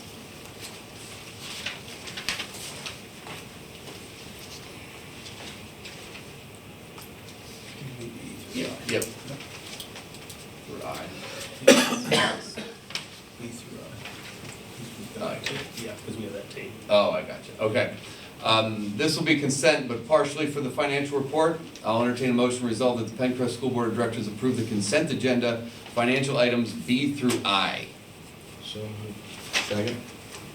A motion is second, any comments or questions? Yeah, Okay. well, wait a minute, what are we saying here? We are doing the financial report, items B through I right now. Just the financial report, not the Items budget? B through I, no, that, I'm gonna do, Okay. I'm gonna do roll call on that. That's why we're doing just B through I. Thank you for the clarification. Yeah, it's pretty confusing. Any other questions or comments?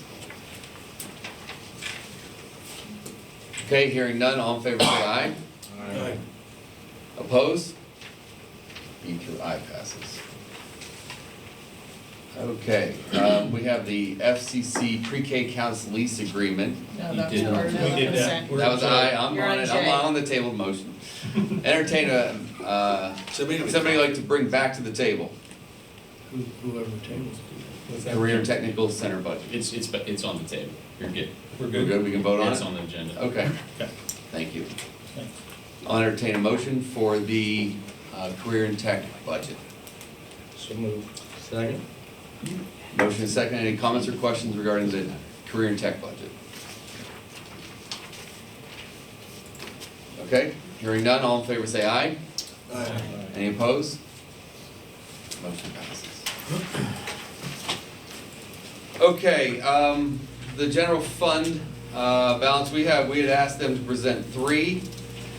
Just so everybody's aware, we have three. The first one is the 1 mil increase.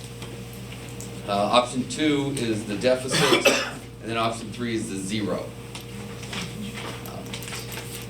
Do these in order.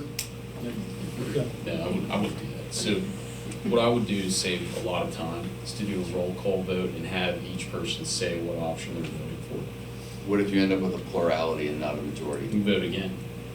But I would not go through, because really, these are all options on the table for the board to consider. Okay. So I would not go through each Okay. option. Okay. Yeah. So, what I suggest, I'm gonna ask, do a roll call, and please state your vote for option 1, 2, or 3. If no majority is achieved, we will go around again. Yep. Okay. Do we have a Can I put motion? the options up there so they know which one? First, I need an option to bring them, or a motion to bring them on. So moved. Second. Okay, I have a motion to second regarding the 3 budgets. Any further discussion? Any further discussion? I'm gonna ask, maybe keep it concise, we discussed it in great detail. Yes, sir. Yeah. Okay, so I just want to make the comment that there are a couple of things we need to consider here. If we don't make hard decisions now, you're advocating essentially for a much bigger tax increase next year. Because there's no way we're going to pay for the teacher's salary increase and other increases without a substantial tax increase.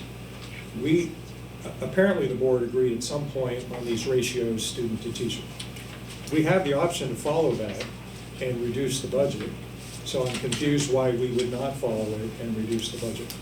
And when we talk about hurting children, how would that hurt? We've agreed these are acceptable ratios for our students. So how are we in any way hurting any student? So those are my comments. Any other comments or questions regarding the budget? Okay, once again, I'll begin the roll call vote. Please announce which option you prefer. Mrs. Beers? Number 1. Mr. Bennett, 2. Mr. Brown, 2. Mr. Bryant, 3. Mr. Chauncey, 2. Mr. Custard, 3. Mrs. Despenis, 2. Mr. DiGiacomo, 2. Mr. Swayze. 2. Motion 2, preliminary budget passes. For option 2. For option 2. Yeah, for option 2. Yep. Thank you all for that discussion. Moving on to the personnel report, I'll entertain a motion to resolve that the PENNCREST School Board of Directors approve the consent agenda, personnel items B through L. So moved. Second. Motion is second. Comments? I would suggest we have a few here. So we appreciate them being here. And as always, to our retirees and our other resignations, we really appreciate the time that you've given to the district. It's that time of year, we hate to see a lot of people go. But all in favor of the personnel report, say aye. Aye. Any opposed? Motion passes. Would you like to introduce you? Yeah, yeah. Missy Wolfman. Sean's over here. Sean, Mr. Sample. We have 2 gentlemen taking over our wrestling. Wrestling. Would you please stand and be Please stand. recognized? Mr. Sample. our Anyone head else? wrestler, And Sean. Anyone else? Thank you.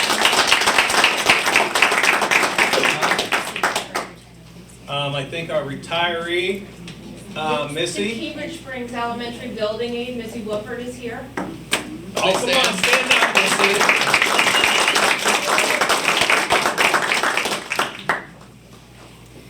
missing anyone. I don't want to miss it.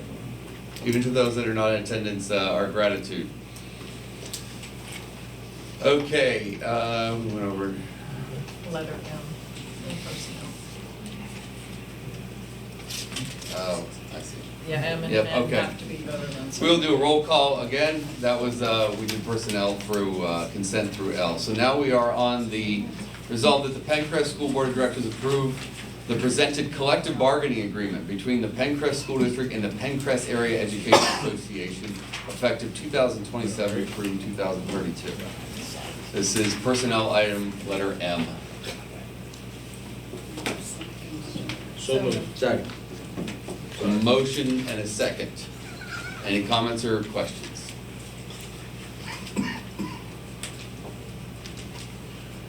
Roll call vote, please. Mrs. Beers? Yes. Mr. Bennett? Yes. Mr. Brown? I abstain. Mr. Bryant? Yes. Mr. Chauncey? Yes. Reverend Custer? Yes. Mrs. Despenis? Yes. Mr. DeGiacomo? Yes. Mr. Saporsky? Yes. Motion passes. Thank you. From what I understand, the PSBA and the district had met in good faith, and we heard difficult discussions, but positive discussions, so congratulations. I would venture, I would say that also. It was a good process.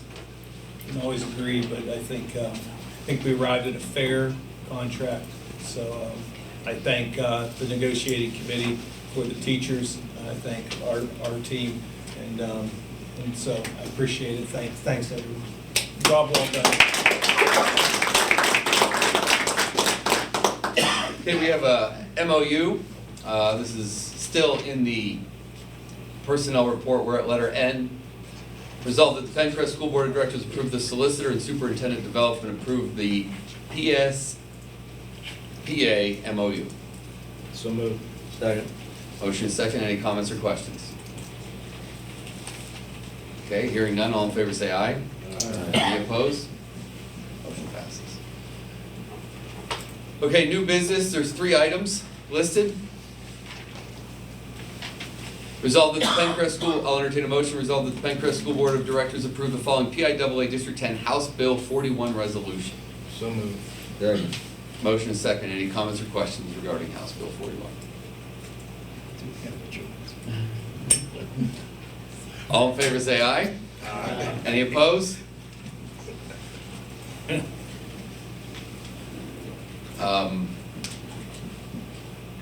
I'll entertain a motion resolved that PENNCREST versus Kegel matter be resolved mutually. Negotiated settlement agreement between parties, bringing the matter to a formal close. So moved.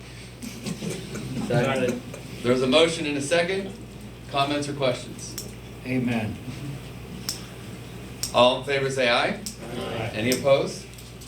Motion passes. Okay, and it's still under new business. This is the Parent Square Agreement. I'll entertain a motion resolved that the PENNCREST School Board of Directors approve the attached Parent Square Agreement for a 3-year contract with an implementation fee of $3,250 for year 1, $18,125 for year 2, $18,650 for year 3. So moved. Second. I have a motion and a second. Any comments or questions Were those regarding numbers right? that? I was gonna say, those numbers, you got 3 years and 4 numbers. One's the initial year. Yeah, the first one Which is is the initial year. this year. Which And, is okay. this year, and we get to use it tomorrow, quite frankly, and they'll start setting it up for May Oh, and June. okay. And then year 1 is So it's 26, 27. Okay. I got you. That So makes the more first sense. first term is set up. So, thank you. To clarify, we have the initial year of $3,250. Year 1 will be $18,125. Year 2, $18,650. And then year 3, $200. I have a motion and a second already. Any comments or questions? Thank you for finding that. I'm looking every day. All in favor say aye. Aye. Any opposed? Motion passes. Okay, to let everybody know that this board had met in executive session on April 29th for personnel negotiations. The board also met in executive session on May 11th for personnel, legal, and negotiations. We have no registered citizens for non-agenda items, but at this point I'll open it up for any non-registered, non-agenda items. You can I speak have to two the board. questions really quickly. Running at a deficit budget means what exactly, and what positions then might be cut if we're talking about positions? Can I answer? Deficit is just basically our expenditures are more than our revenues that we're projecting to bring in. Everyone who has been, their positions have been changed for the next school year have been notified. So that has been communicated to those individuals that it affected. So currently that was those 4 positions and administrative positions. So they've all been notified already of that change. So as far as positions, currently with the proposed budget, there would be no additional positions in that budget, in the 531,000. Okay. And then can I speak really quickly on athletics and the pay to play and all of that? As far as the ticket increase, fine and with that, but to put as that burden on our boosters, I asked my boosters this year, because it was the first time we'd gone to the state playoffs in 20 years, to get us a bus to cover the difference that the district would provide for us to go to Sewickley Academy and play. And we had to pay $2,000 for a bus. And my boosters took care of that. But to ask those boosters of wrestling for weekends of postseason play and hotels, that's a lot to put on an organization that is there for the student athletes. And to have them pick up that cost for 1, 2, 3, 4 weeks, I think it's unfathomable for them to do that for all that they do for our students. I know that was one of the things we looked at, but okay, all right. But your comments are appreciated. Okay, thank you. Thank you. Yep. Any other? Just so everybody's aware, Chris is our AD up at Sagertown too, just so you know that, everyone. Any other non-registered citizens? Entertain a motion for adjournment. So moved. Second. Appreciate, I know this was a long meeting. All in favor, say aye. Aye. Any opposed? Welcome to the command. Motion passes.